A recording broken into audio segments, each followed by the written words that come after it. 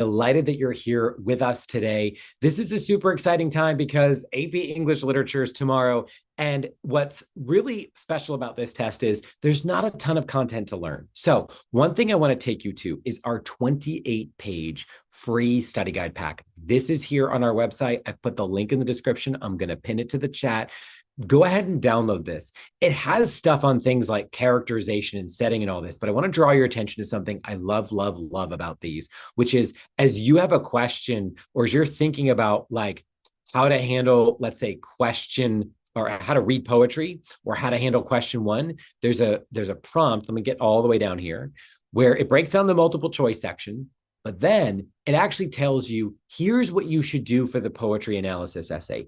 Here's how you should be spending your time, like exactly how much time. Now, the actual experience you have on test day might be a little bit different, but this is a set of things that will answer the question for you.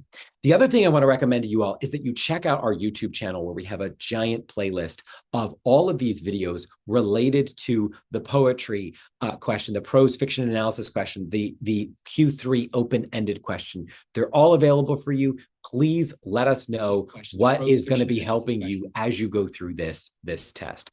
Now, I want to invite our presenter, Heather Garcia, on screen. Heather is a master of AP English Literature. She is joining us from the great state of Florida.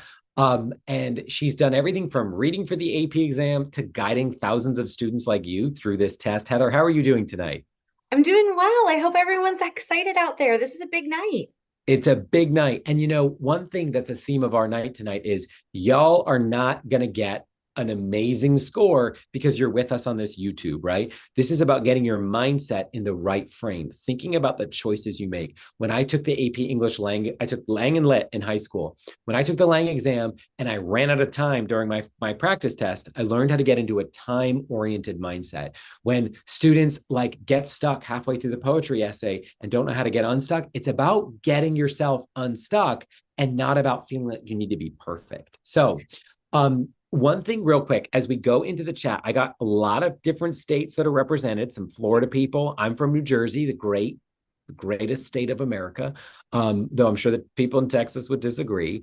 And I want you all, as you go through the chat, if you like this video, press that like button. And if you've got questions, let us know. We're gonna check in on those. So Heather, I'm gonna let you share your screen. I'm going to jump into the chat with everyone else. I want to thank you all for being here and wish you all the best of luck as you get ready for AP English Lit. All right, welcome everybody. I have 20 tips for you, so hang in there. I will highlight when we reach the halfway point. But like John had said, this isn't the kind of exam where you need to cram a bunch of information in. You have been practicing for tomorrow all year long, and it's a very exciting time. So let's just dive right in. What I think the most important thing is that you could do, I'm going to say all 20 things are the most important, but one of the important things that you could do tonight, if you're just feeling a little insecure, would be to just go back to the major works that you've covered, not all the short stories and all the poems, but the major novels that you studied in your coursework, and just look over those character names for a minute because you do not want to draw a blank on the main character's brother's name if it becomes pivotal that you have that, right? Just a quick review of those major characters' names.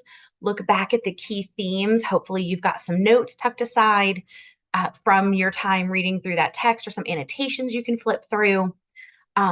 Focus on areas where you feel less confident. If you spent 9 weeks dissecting Paradise Lost and you are like fully immersed and you've got it, don't spend your time reviewing that one. Review Frankenstein that you spent 2 weeks on, right? Like try to cater to your areas of weakness, right? Now is not the time to remind yourself how great you are, just to kind of fill in those gaps. Although reminding yourself how great you are is pretty fantastic too for the night before the test. So, tip number two, thinking about the essays, the practice essays that you have written this year and the feedback from your teachers.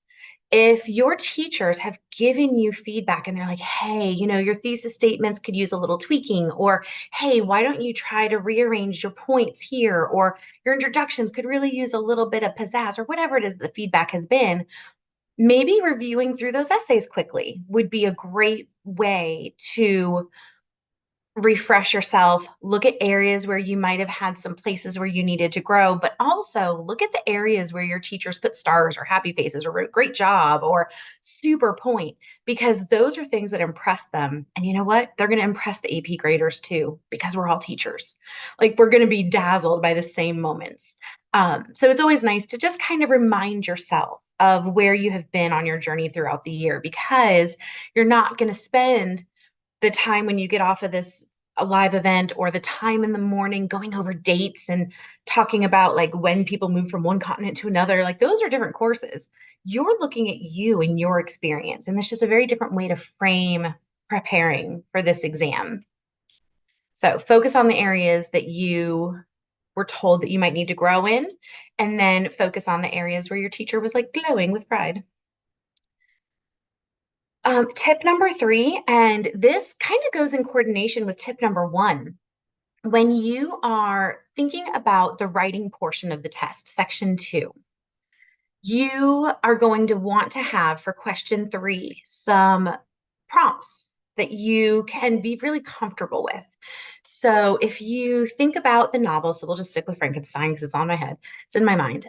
So if you're thinking that you're going to want to review Frankenstein and this, the one that you're most comfortable with, and you're really excited to dive into it, then maybe go back through some of the free response questions that are on the AP Lit website, totally free, totally public accessible, and look at question threes and try to just think your way through how you would respond to that prompt with specific scenes. You don't have to write anything down.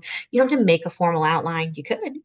You could practice thesis statements if you really wanted to. Get out a notebook and just jot down thesis statements using the text that you think you want to use. It wouldn't take more than probably 5 minutes per prompt. And I'm not saying please stay up all night and do this. That is not what I'm saying. You need sleep, my friend. But if you're feeling like you need just a little confidence boost, this might be something that you could do to help get your mind in the right frame, right? Because the practice always helps. Okay. Tip number four. I want you to read very carefully tomorrow morning. I want you, when you're in the multiple choice section and when you're in the writing section, to please make certain that you are taking your time. Look for those key details. College Board is not going to intentionally trick you. However, they are going to make the questions tricky.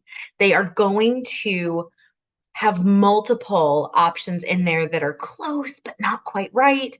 They're going to have distractors in there. And if you just quickly skimmed through the passage and you're like, oh, yep, it was about death. I got this. Well, was it metaphor for something else? Like, could you pay just a little closer attention? Pace yourself, but slow down. Think carefully. Think like a test writer. Okay. They're not going to go for the easy dig. They're not going to go for the most obvious answer. They're probably going to be looking for a metaphor of some kind. They're looking for that deeper level. They want to see if you can sift through the surface and get to that gold that's underneath. So pay attention to those key details. Pay attention to literary techniques that the author uses. If you're in the paper-based test and you are in the multiple choice section and you come as you're reading, you're like, oh, device, don't take the time and like underline it and label like this is a metaphor. This metaphor serves the purpose of. Don't do that, but just circle it and move on. If you were in the computer-based test and you come across the metaphor, just highlight that sucker and move on. Don't spend a ton of time, but it might help you to draw your eyes to the moves that the author is making by highlighting or underlining, depending on, or circling, depending on which format you're taking the test in, right? Because we probably have quite a few of you watching who are taking it digitally and probably just as many taking it on paper. So this will be a fun year to see as a grader how those experiences work for students.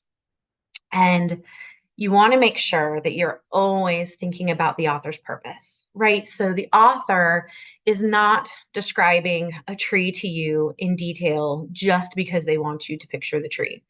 Chances are, if it's on an AP test, there is a bigger reason for them wanting to describe that tree to you. What is the author's purpose? Is that tree symbolizing something else? Is that tree a metaphor for somebody's life experience? Why is the tree there? Why are we caring? It's AP Lit, the test creators go through hundreds of text excerpts and they narrow it down to about 20. And then they take those 20 and they create questions for it and they send them out into the world for college students to take and to practice with. And then they look at the passages that college kids were the most successful with. And those are the ones that make it into our AP test. It's such a fascinating process. But know that so much care goes into all of these that there's got to be some depth in all of these passages. None of them are just surface level. So, right, this ties right into tip number 5, using active reading strategies, underlining, annotating. If you are in the multiple choice section, you have those features. You also have them in the essay writing portion if you're on the online test, or obviously if you are taking the paper pencil version of the test. It is important not just for you staying like awake and engaged, but it is important for you to be able to pick out those key details, hopefully find some of those symbols and deeper themes that are happening in the text. Look for characterization, because I am telling you that one is huge. It's going to span throughout the multiple choice, and you're going to probably see it show up in the prose test, test 2, section 2, the second prompt. And then you're going to probably see it, if I'm going to guess, in the third open response question, because characterization is just a really broad, easily approachable way to talk about characters and how the author brings those characters to life and makes them a pivotal part of the story. So annotating and engaging with the text will help you come to those decisions. Don't just sit there and passively read. We passively read James Patterson on a beach. We do not passively read the AP Lit exam. Okay? Nope. Tip 6, pace yourself during this exam. Do not spend too much time on any single question. So we're going to talk about this in both chunks. We're going to focus on the multiple choice because that's the part you're going to come across first. And in that multiple choice test, make sure that you allocate enough time to really handle each of the passages, because you're going to get a passage set with about, I don't know, 5 to 10 questions. And then you're going to answer those questions, and then you're going to move on to the next passage set. Now, if you're taking this in paper, you can flip pages and go back and forth as you see fit. If you are taking this online, you can also flip passages and navigate the questions with a little question bar, and you can go back and forth between the questions however you need within that multiple choice section. So you're not trapped in it and you don't have to go chronologically. But what you don't want to do is read through, let's say there's 5 excerpts you have to read for multiple choice. You don't want to read through all 5 of them and then realize that, oh, maybe I need to go back to passage number 2 and I really want to look at these questions and I'm going to save this last passage for later. And then you run out of time.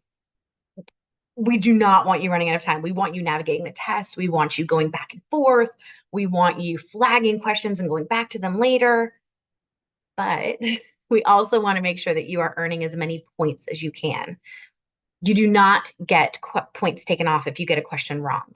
You can only earn points. So if you are at a place in the multiple choice where you didn't pace yourself, right? That little timer on the digital test is showing you 5 minutes left, or the proctor in your exam is doing the subtle cough, cough and pointing to the clock, or announcing that there's 5 minutes left. And you're like, oh my gosh, I have 20 questions. What do I do? Do not leave them blank, my friend. Do not. Fill in an answer, do your very, very best, and move on. But we would like to avoid that scenario. So just try to pace yourself. And then for the essay writing portion, you have 120 minutes, you have 3 essays, you have the poetry, the prose, and the open response. You can answer them in any way that you see fit. You do not have to go in the order that they are presented. If you have just finished the morning before, like really looking at Frankenstein or whatever text you're going to pick, I'm just keep picking it, and you were looking at some prompts and you've got some thesis statements and like you're feeling really jazzed about the open response, okay? When part 2 of that test comes up, I say dive into it. Dive into it, crank out a great essay that you know is going to show those AP readers how fantastic you are. However, do not rob time from your poetry and prose tests and feed it into your open response, because you could write the most amazing open response essay anybody has ever seen, anyone in the whole world has ever seen. And you are still not going to earn enough points in that section if you don't get to answer prose and poetry. Like you have to make certain that you are addressing all of them. Okay. And okay, so I'll just talk about it right here because I just went ahead and like laid out the exam format for you just in case you forget. So the 45% of the assessment is your multiple choice section and 55% is free response. For poetry and prose, when we are scoring, we are trying really, really hard to award you points to the best of our ability. So if all you get to do is address the prompt with a paragraph and write out a thesis statement, please do that. Don't feel like, well, only got 10 minutes left. I might as well sit here and stare at the clock. No, go ahead and write as much as you can because we are looking for excuses to award you points. And you would be surprised when we are able to award 2, sometimes even 3 points to a response that's only a paragraph and a half or 2 paragraphs long at the most. Um, you want to be in that situation. Don't give up just because you see that maybe your timing didn't shake out the way you don't quit. Okay, I'm just checking my time. So tip number 7, do not let that test rattle you. This isn't a test where you're going to get 100% of them right, especially I'm thinking the multiple choice. Very, very rarely do kids come out of this test getting a perfect score on the multiple choice section. Every question is weighted the same, and the AP readers do not expect you to get all of them right. The algorithm or the formula that they use to calculate your score weighs in your favor. So if you find yourself struggling with a particular poem, I just keep saying poem because I find that that's where students tend to get the most intimidated. So you find yourself struggling with a poem or one question is really throwing you off. Do not spend 5 minutes trying to answer that question. Flag it, mark it with a letter that you've eliminated some other option choices and you're like, all right, well, C might be it. I don't know. Click C, flag it, come back to it later if you have time. Don't waste 5 minutes on it because the next question could be 1,000 times easier and you can earn just as many points by answering it. So we want to make sure that we're being strategic and we're not letting the test intimidate us. Okay. Tip number 8, trust your training and go with your first instinct when you're answering multiple choice questions. Do not logic yourself out of an answer that could be right unless you have a darn good reason for doing it. So let's say you're reading a poem and the first 3 questions, you're like, okay, I'm feeling really good about these. And then you get to the last question in the passage set, which by the way, that last question is always going to be about like the poem as a whole or the excerpt as a whole. And you get to that one and you're like, oh, dang, none of these answer choices, like none of them support what I did in the first 3. Okay, I might need to go back and look at those first 3, right? Because if that bottom question isn't even giving me an option that correlates to those, then I've messed something up somewhere. Okay, let me go back. That would be a good reason to go back and second guess yourself. What I do not suggest is going back and just changing answers because you panic. Let's not do that. We're not going to have any panic responses, right? We're just going to shut those down. Okay. Tip number 9, stay calm and stay focused during the exam. We're going to talk about these as 2 separate things because they are very different. Staying calm means not letting your little internal stress monster freak you out. It means pausing, taking deep breaths, allowing yourself the grace to get up and get a drink of water, like ask permission, obviously, and get up and get a drink of water if you feel that stress coming on, right? Just take a breath, take a walk, come back, get right back into it. I would rather see you lose 3 minutes going out in the hallway to get a drink or to use the restroom and coming back, calming yourself down, than wasting 8 minutes spiraling, right? Not that AP Lit kids spiral, not that AP kids struggle with stress or anxiety. That's never the case. But knowing how to manage during the test day, I think, is really important. And then staying focused. I do not know your testing environment. I have been proctored many AP tests, not AP Lit, obviously, because you're not allowed, but like AP, lots of the histories I've proctored. And the environment in which you are testing is important. So if you have somebody near you who is clicking their pen, if your proctor has squeaky shoes as they are walking the room, if somebody in your testing room has a cough or a perpetual runny nose that they are snuffling, right? These are all super distracting things. And if you allow them, they will make you crazy during the test. And you are going to be sitting there testing and you're going to be thinking, if that person coughs one more time, I'm going to lose my mind. Nope. We are not going to focus. We are not going to let them steal our attention. You are going to like white noise them out and you are going to focus on your test. Okay. Do not let those things irritate you. You've got to just accept that they're going to be part of your testing experience and move on. Um, so don't let you or anybody else get in the way of your success because you have trained for this all year. Okay, tip number 10, make certain that you are responding to all parts of the prompt because we have many prompts for College Board where you've got like different components. We want to make sure that you get everything right. I've seen teachers joke that AP is just short for answer the prompt. So let's talk about prompts. This is a sample from a released AP Lit test. I do not remember which year I pulled it from, but I have a feeling it was 2023. And we want to make sure that we cover all of the parts. So let's look at this, okay? The suggested time is 40 minutes. It's going to count as 1/3 of our essay score. So it says many works of literature feature a rebel character who changes or disrupts the existing state of societal, familial, or political affairs in the text. They may break social norms, challenge long held values, subvert expectations, or participate in other forms of resistance. The character's motivation for this rebellious behavior is often complex. Okay, they've given us nothing to do yet, right? College Board has simply laid the groundwork and said, like, hey, here's some things you might want to start thinking about. Start jogging your memory. What books have you read that align to this? Oh my gosh, you can't think of one? Oh, okay, cool. What short story have you read that aligns to this? Oh my gosh, you don't have one of those either? Okay, what movie have you seen that has the resistance? Okay, so do we want you writing about movies? No. Do we want you writing about short stories? Also, no. Will we discount your essay and throw it away and give you a 0 if you do? Also, no. We want to see how well you write in response to a text. And if that text is a little unorthodox because you panic, cool, we'll work with it. Are you going to get as high a score as you might have if you'd used, I don't know, Wuthering Heights? I mean, maybe not. Or even if you'd used like the Kite Runner, maybe not. But you're still going to earn some points. Like, don't panic. Okay, so we've looked at this first part. It set the stage. We want a rebel, right? And now one who exists, changes and disrupts the existing state of society. Okay, now we're going to look at the part where they actually give us the prompt.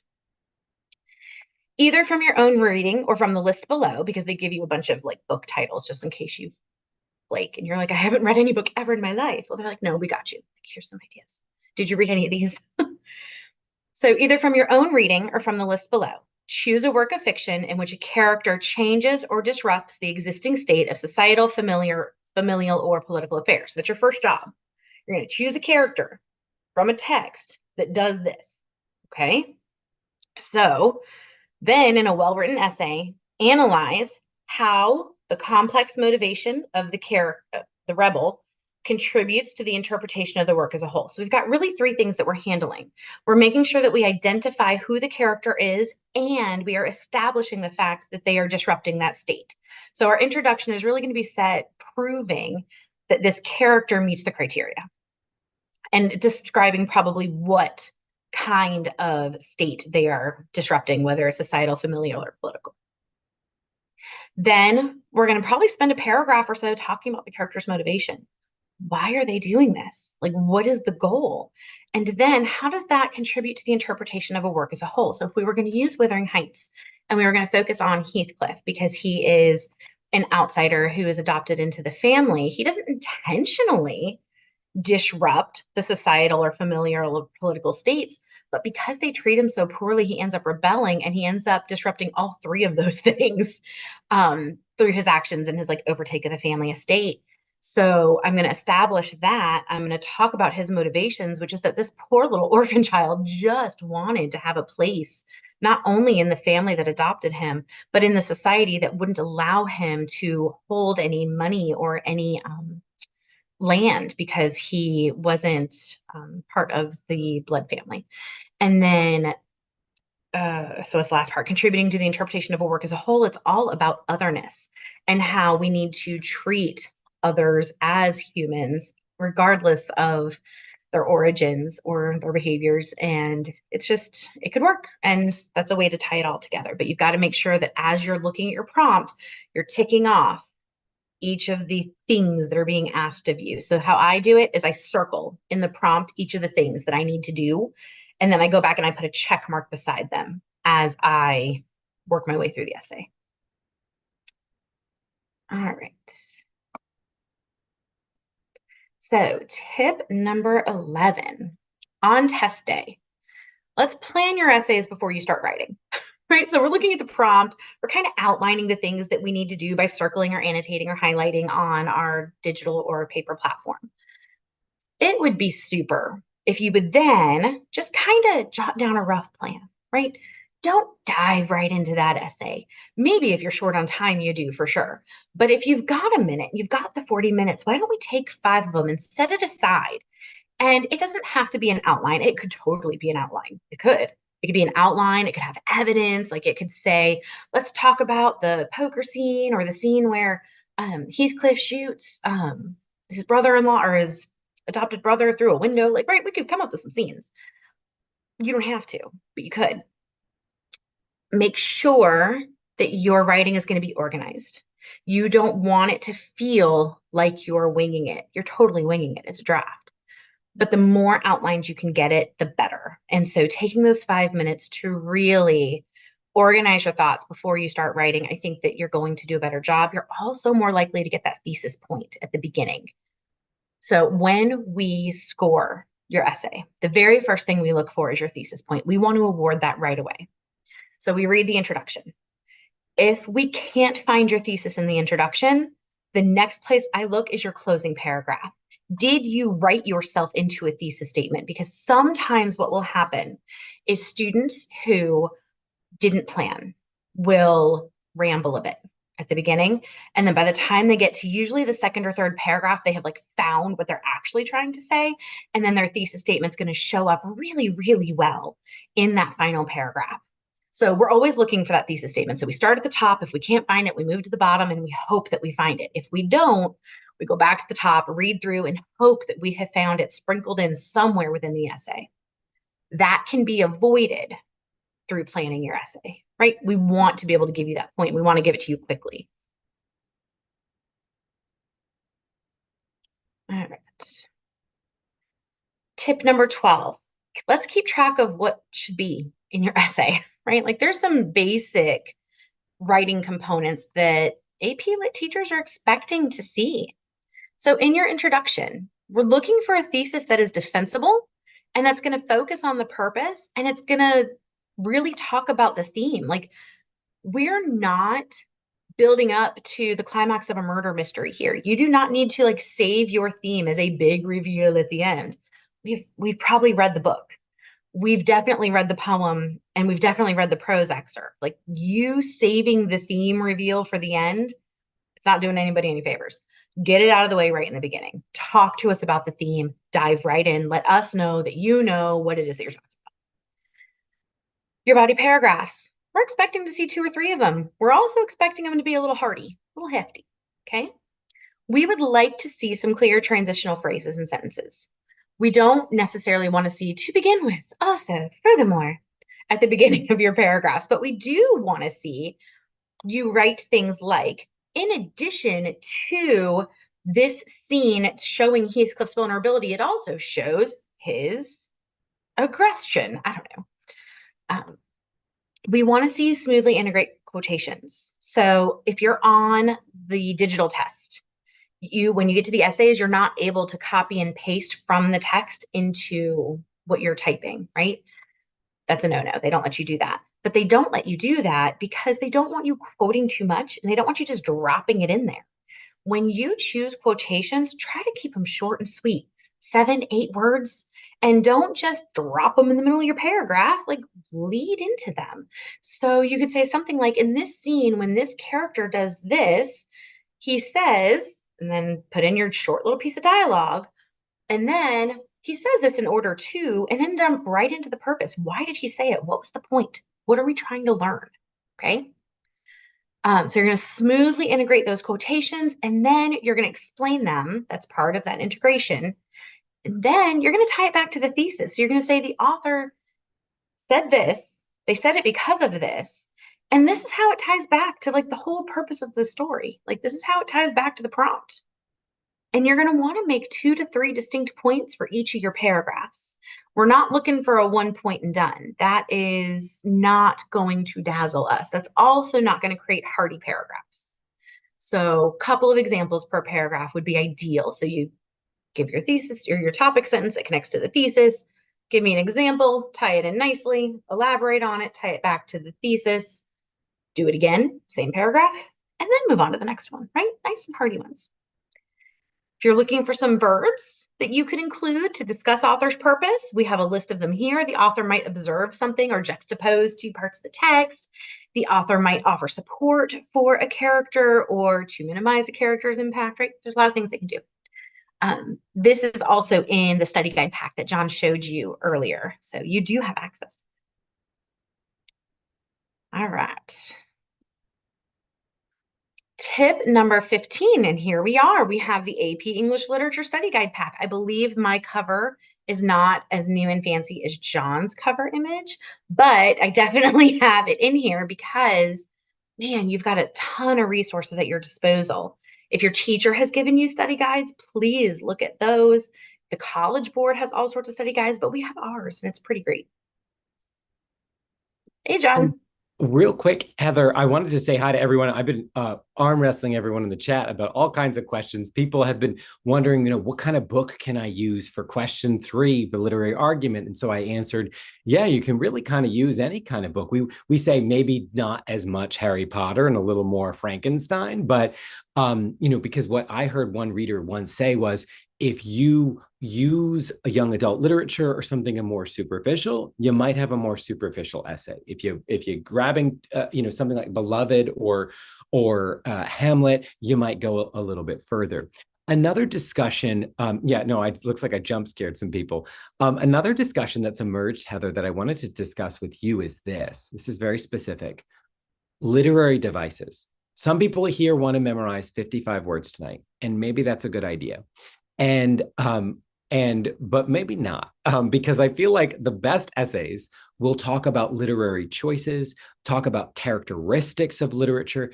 Heather, as a reader, if I say enjambment, if I say, onomatopoeia, if I say all the fancy literary words, is that going to win you over? Nope. That feels to me like an Easter egg hunt. So if you are just hunting for devices and telling me you found them, well, bravo, my child does that on Easter morning with a basket. Good job. What I want to see is what you can do with those things. So, okay, fine. You have found that they use enjambment. Why? What is the author's purpose? How does that move their point forward? If you can't connect the onomatopoeia to the purpose, please don't mention it, right? I want to see the author's intent, and I want to know that you can pick it apart. And if the devices aren't doing it, then there's no point in bringing them up. Sadly. And so two questions just emerged in the chat, Heather, in response to this. One is from Kennedy. Kennedy asked, my teacher made us learn literary terms all year. So I guess the follow-up is like, was it a waste of time to learn the literary devices?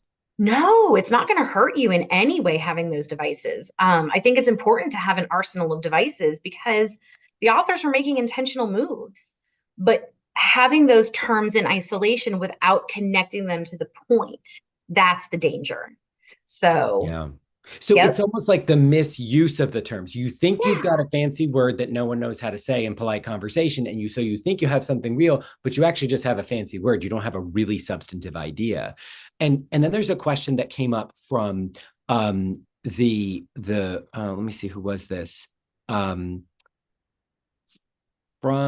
Sorry, it looks like it disappeared, but there was a question about like, hey, don't the literary devices come up in the multiple choice questions? And maybe you could comment a little bit on how that's evolved over the last couple of years. There are some literary device questions, but when I took the AP English Lit exam more than 20 years ago, it was a lot about literary devices. We all had flashcards and we memorized 55 words. And I knew enjambment and I knew synecdoche and all these words. Should students the night before the exam focus on getting those words into their heads or leaving them kind of a little bit to the side? Right. If you have all of those words already floating around, they are not going to hurt you on this test. They might help you find things that lead you to deeper themes or symbolism or any of that. But if you've got, I'm going to say just like the core five hanging out, you know, characterization, you know, theme, you know, symbolism, you can pick out a good metaphor, like you're going to be fine. That's really all you I need. love that. I love that. Because you lowered the bar because I know what setting and theme and all these things are. Oh, And I yeah, don't know setting. all these Greek words that are fancy. So I want everyone here to feel confident and comfortable with the knowledge you've got. If your teacher's filled your brain with literary terms, your teacher has done a good thing. And if Yes. you don't know that many, that's okay too. This is about analysis and quality. Two quick final points summarizing comments I've made in the chat, and then I'm going to let you keep going here. We got 13 out of 20. We're making good time. Is first, the to the point of tip 13, we have the study guide pack linked in the chat and in the description. This actually has individual, as Heather's pointing out, test day tips. It has things like here's how to drill into question 3. Here's how to come up with some examples. So take a look at that for what you need. I'll also point out that our YouTube channel is just full of examples that drill into each part of the test, multiple choice, poetry, prose, and question 3. And then just as a kind of a parting thought from based on our chat here is I need you all to focus tomorrow on delivering the highest quality essay that you can deliver. And to Heather's point, through multiple tips that actually answers all parts of the prompt, that has that nice, clear thesis. If Heather reads your essay, you need to force Heather to give you the thesis point because there it is, right at the end of the first paragraph, which is a perfect place for it. And there it is, clearly answering the question. This is about quality, not necessarily quantity, though more is better. And it's about quality and not gaming the test with fancy words and things. So great comments and questions. You guys keep coming in. We've got more than 300 people here with us. If you like this Yay. video, press that like button. Heather, I'm going to let you stay on track. And at the end, we're going to roll out Marco for some dog therapy before we wrap up the night. And just one other quick point I'm going to say is that our friends over at the Garden of English are going to be going live in 20 minutes after this, and they're going to have even more tips for you. So Heather, I'll turn it over to you, and I'll be jumping back into the chat. Good. And you guys do not want to miss Tim Friedis. He is amazing, amazing. So definitely pop over to him when we're done here. So like what John was saying, in this study guide pack, we have some test day tips for the night before and some things for test morning. So you want to make sure that you pay attention to those, but we're covering a lot of them now. Okay, tip 14. Oh, we talked about this a little bit earlier because I just couldn't help myself, but I'm going to remind you again because some things are worth repeating. Do not leave any questions blank. And I'm talking multiple choice and I'm talking essays, right? I'm talking about both. Multiple choice, goodness, we want every single question answered because they can only help you. And when you get to the essay prompts, if all you can do is read through the passage and get out an introductory paragraph, we'll take it. Take it as a win. And if you don't have the oomph or the time to give a first body paragraph, just keep going. Just keep writing. Keep filling as much as you can, almost like a free write until that timer runs out. And now don't use that as a first impulse strategy, right? That is a last minute, oh no strategy, but you free write that thing and get as much in there as you can because our job is to look for ways to give you points, right? Don't leave it blank and don't panic. Okay, tip 15, this starts tonight. Hydrate yourself, okay? Do not overhydrate to the point where you're going to the bathroom every 10 minutes, but your brain runs on fluids and you need to stay well hydrated in order to get it performing at peak optimum brain power. You want to make sure that you're well fed, because if your stomach is growling, not only will all of your peers hear it because the testing room is quiet, but you will be crabby and you will be focusing on your hunger instead of the test. So tomorrow is not the morning to be running late, and tomorrow is not the morning to skip breakfast, and tonight is not the night to like not eat dinner. Eat dinner. We want you to be well rested. We do not want you staying up until 2 a.m. trying to finish reading the book that your teacher assigned 6 weeks ago. Nope, that's done. You pick a different book to use in your essays. Let's not finish it tonight. It's okay. You have plenty that you can write about. I am certain of that. You've had 4 years of formal education. Like, you're going to be fine. Chances are you've read a book. What you're not going to do is stay up late tonight and stress yourself out or make yourself overtired tomorrow, because that is not going to do you any favors. Your brain, John had mentioned earlier, this is a test of analysis. Your brain needs to be rested to dive into analysis. We are like jumping all the way up Maslow's hierarchy of needs, right? Our base needs are food, water, and sleep. And you can't get to any of those higher levels of thinking unless those base needs are met. So you need to make sure that you take care of yourself physically so that you can come to the test tomorrow mentally ready. Tip number 16, and now I'm kind of stepping away from your welfare and jumping back into the test itself. But I want you to really focus on understanding those central ideas and the themes of the text. Don't get bogged down in the minor details. And this is whether you're looking at the multiple choice or the essays. So when you're looking at the multiple choice, if you are reading through those passages, and you can just jot down, whether you're annotating in the computer or in paper, just jot down some of the themes that you see present. Jot down if you see a really complex struggle between a father and son figure, or if you see a really interesting juxtaposition between two characters, or if you see a really fascinating friendship blossoming that seems to be more full of strife, or whatever it is, right? Jot those things down in the side, because chances are those will help guide you towards an understanding of the text, so that when you get to the multiple choice, you're looking at the multiple choice questions through that lens.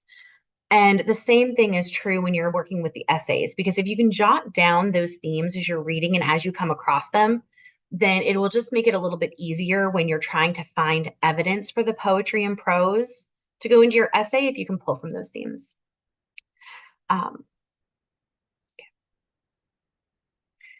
Tip 17, I was very impressed with the online computer ability of the program to cross out the process of elimination, because you guys have been hearing this testing strategy, probably my guess is since third grade, right? Get rid of the answers that you know are not correct. But if you're taking the computer test, you can very easily click a button right beside the answer choice that you don't want, and it's a strike through option, and you can just cross out the ones that aren't going to be there, and then you can flag it and come back to it if you need to, and it'll still hold those strikeouts for you so that you know that you've already eliminated them. And I think that will increase your chances of selecting the correct answer when the time comes, whether it's in that moment or whether you come back to it later. So that's always nice. And obviously, if you're doing it in paper pencil, it is very easy to cross it through with your pencil and just cross it. Tip 18, let's get all your things together tonight. You're going to grab your ID, you're going to grab your favorite pens, the best ones. You may have to like rifle through a few places to get them together. Let's get them together. You're going to get your pencils, your pens, you're going to grab any other things, maybe your school ID. I'm not sure what all of your schools require or your testing facilities, but let's get them all in one container, right? Like a Ziploc bag, or I don't know, a pouch, whatever you're going to use. Put them all in one place. Put them with your keys, right? Put them right by wherever you keep your keys. Put them with your cell phone, right? The idea is that you are going to create for yourself a morning that does not stress you out. Because when you get an adrenaline or a cortisol spike at the beginning of the day, and you are operating in fight or flight before your test, it's very hard to convince your nervous system that you are out of that state of fight or flight, that you are safely at your testing location and ready to take your test. Your body is still like, wait, I was running this morning. Was there a bear? Well, let's try to keep our body from entering that fight or flight zone. Let's try to have a really smooth morning. So tonight, when we stop this webinar and you're done with the Garden of English, I want for you to gather up all your things in one place and go put them by your keys. Okay. I'm also going to ask you to lay out your clothes for tomorrow. So I know I'm momming you really hard here. So I want you to choose clothing that is not your pajamas, because when you are in your pajamas, you are preparing for bed and your body says, oh, pajamas, time for sleep. And the AP Lit test is exciting, but it ain't that exciting. I do not want your body tricked into thinking that it is time for a nap. So pick your most comfortable pair of jeans, pick your most comfortable pair of whatever it is that you're going to wear, but lay them out tonight, have everything ready. Maybe put it with your keys in your bag of things, but like make sure that you are not dressing for bed, but that you're also not dressing for prom. Let's be comfortable and still let our bodies know that we are not preparing for nap time. And we're up to the final tip. Tonight, your night's pretty busy, right? You've just spent all this time with us. You're going to go spend time with Garden of English, and then you're going to gather up your clothes and you're going to make sure that you've got food and you're going to get a drink and you're going to go to bed early and you're going to pack up your bag with all your stuff. But in the morning when you wake up, maybe we wake up 15, 20 minutes earlier, right? Just maybe get our brains in the right frame of mind. So we're not going to stress over getting our things ready. We're not going to stress over getting dressed, but we're going to take that time that we saved and we're going to jump on Marco Learning's page and we're going to pull up some videos and we're going to just find an area maybe that we're weak in. Maybe we're going to pull up the multiple choice AP exam hacks and we're going to watch a little video and we're going to play it in the background. And we're going to get ready in the morning with John and Heather, and they're going to talk me through some tips and strategies, right? This could be a great way to start your morning and set your brain up for what it's going to do for the day. So, John, do we have any other questions in the chat? I reached number 20. I'm so excited. This is amazing timing. Everyone's wondering in the chat, is this a chat? Is this a teenager writing the chat or is it me? It's me. And I'm not a teenager. But so a couple of things real quick. I do want to open up we're going to take about 4 to 5 minutes and answer some questions. Heather's giving you all a really good reminder. And in fact, Heather, I'll share my screen in just a minute with the study guide pack. And I want to just show you how this is set up. Because look, this is not about studying per se. This is about like really thinking through how are you going to act tomorrow. So this link is in the chat and it's in the description. And it just breaks down, okay, here, the poetry analysis essay. We have a 5-step video sequence where we walk you through each step of this on YouTube. But here it's sort of like, okay, you should spend at least 2 minutes reading the prompt. I like to read prompts between 4 and 7 times. Heather was telling you like, hey, why don't you develop obsessive compulsive disorder about the prompts that you're reading? Because that's a good idea. There are so many times, Heather, we've seen students, we've done it ourselves, where you start the ball rolling with an essay and you realize you've started to answer a prompt you would rather answer yourself than the one that's printed on the page. So spend your time reading the prompt carefully. Reading the poem is really critical. You know yourselves. You've been doing this not just this whole school year, but actually your whole life. AP English Literature is about your entire life of reading and speaking with the English language, not about what you did 2 weeks ago in your class or what word you memorized tonight. So spend those 8-ish minutes reading the poem and then work through how you're going to compose and construct your thesis. Heather, one of the great pieces of advice you gave was don't just spontaneously combust an essay. Go in with a plan. Have that thesis. Have this whole breakdown of exactly what you should be doing in your body paragraphs. Key question that everyone asked here was, how many body paragraphs do I need? What things do I do here? All of those are actually the wrong questions. You need to trust your own voice tomorrow because you are wise. You have spent years doing this. You know who you are. Find that voice and then kind of run with it. Now, in our guide, we recommend that you spend 24 minutes on the actual essay part itself. And let me just real quick, let's do that. We say write for 24 minutes. For me, I like more time to write, right? Like, so I'm rushing through each of these with my eye on the prompt with all these things. So for tonight, it's 7:52 Eastern time. It's only 4:52 Pacific time. Rather than try to study more and accomplish less, focus on one specific domain, or just as Heather said, like give yourself something to kind of wake up to and do. Now, I'm going to head over to the chat real quick on YouTube. It's been hopping in here, Heather. It's been it's been something. And real quick, I also was telling people don't dress like a slob. which was just sort of summarizing what you said in like less polite language. But I feel like it's time for dog therapy, right? I feel like it's time to bring in Marco. Marco, he's I'm going to show you what this looks like. Okay. This is the lack of professionalism that we're talking about here, ladies and gentlemen. This is a problem for this company. We were founded by someone who really, hang on, let's get the blur off. Hold on. Wait, stay Oh, with. Marco. Okay. This is what you all should be doing. He's not even alive. Is he alive? I don't. Bro, wake up. He's cooked. So Heather, that's been a big theme for this year is that everyone is cooked.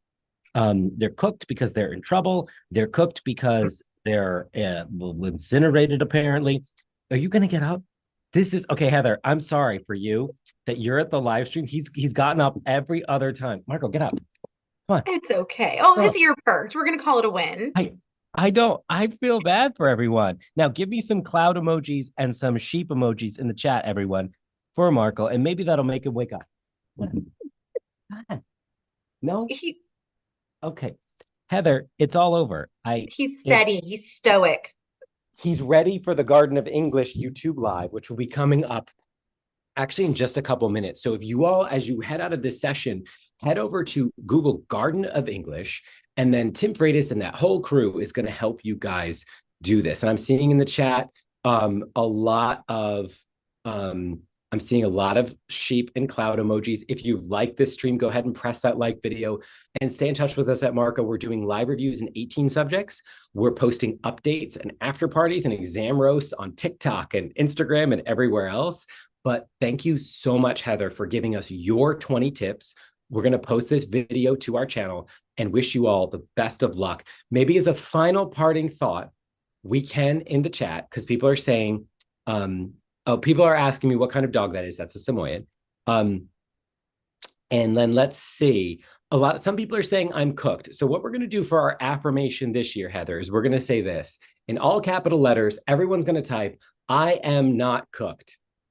I am not cooked because you know what? This feeling of doom or this feeling like I'm going in and I'm up against the test isn't really true. It's the test is not something that's like above you, pushing you down. It's something that's like in a petri dish, and you're going to take a little scalpel and cut apart that prompt and answer it. You're going to take the prompt and use it as a springboard to write 4 or 5 body paragraphs. And the chat is full of I am not cooked. So Heather, we're on the right track. Yeah. Go ahead. Pizza's cooked. I'm sorry, friends. Pizza, filet mignon, all things that are cooked, all things that are fantastic. You're gonna be fine. Yeah, those are cooked. You're not. So, guys, do a great job tomorrow. Best of luck from Heather, me, and Sleepy Marco. And have a great night. Head over to the Garden of English for their YouTube live tonight.